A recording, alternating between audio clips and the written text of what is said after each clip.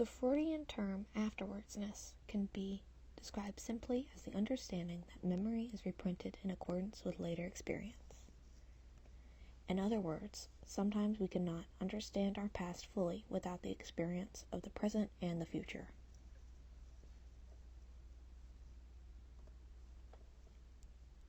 The bird in my paintings is a representation of myself and my adult understanding of my childhood memories. Throughout the series, the bird becomes the audience's guide through the myriad of abstract and ephemeral spaces, somewhat akin to Virgil in Dante's Divine Comedy. The bird is able to cross boundaries of recollection and has the freedom to move through the disorienting layers of memory, emotion, and personal history. Only the bird knows the full story of childhood memory plus adult understanding, its knowing glance towards the viewer conveying its omnipresence. I chose to work in 2D because sculpture or video is too accurate. As you remember something, you are actively partaking in the disintegration of that memory. Memory is not clearly defined and doesn't have a beginning or end, something I wanted to reflect in my work.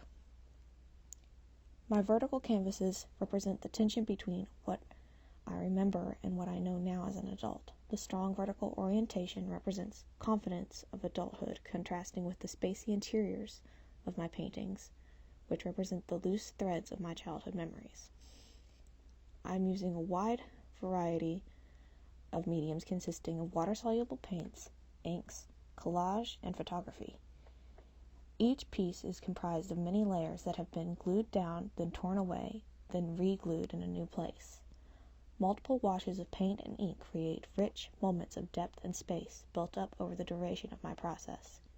The resulting pieces are intimate and vulnerable, an invitation for others to take on the challenge of introspection in order to come to peace with themselves and their own history. Each of my works employs expressive use of color, storytelling elements, and dreamlike spaces. Artists like Helen Frankenthaler, Kiki Smith, Joan Mitchell, and Susan Rothenberg inspired me the most while working on these pieces.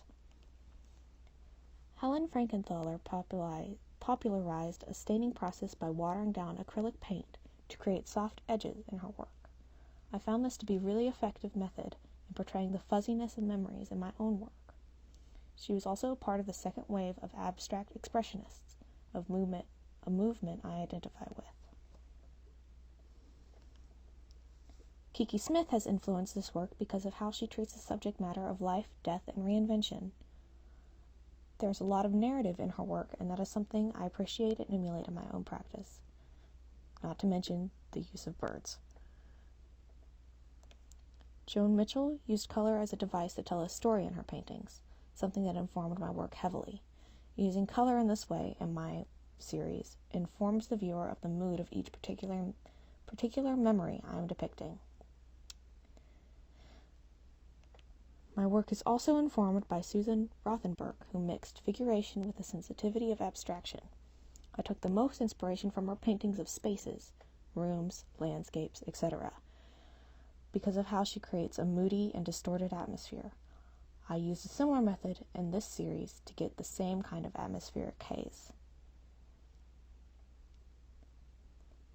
The intent I have with this work is bringing to light the universal experience of growing up and being able to make peace with the past. I know for me, I have a hard time living in the now because I dwell so much on the past. I have a tendency to romanticize my childhood to the point of discrediting the present. Making this work has brought closure to some of the memories that have been clouding my ability to appreciate living my life right now.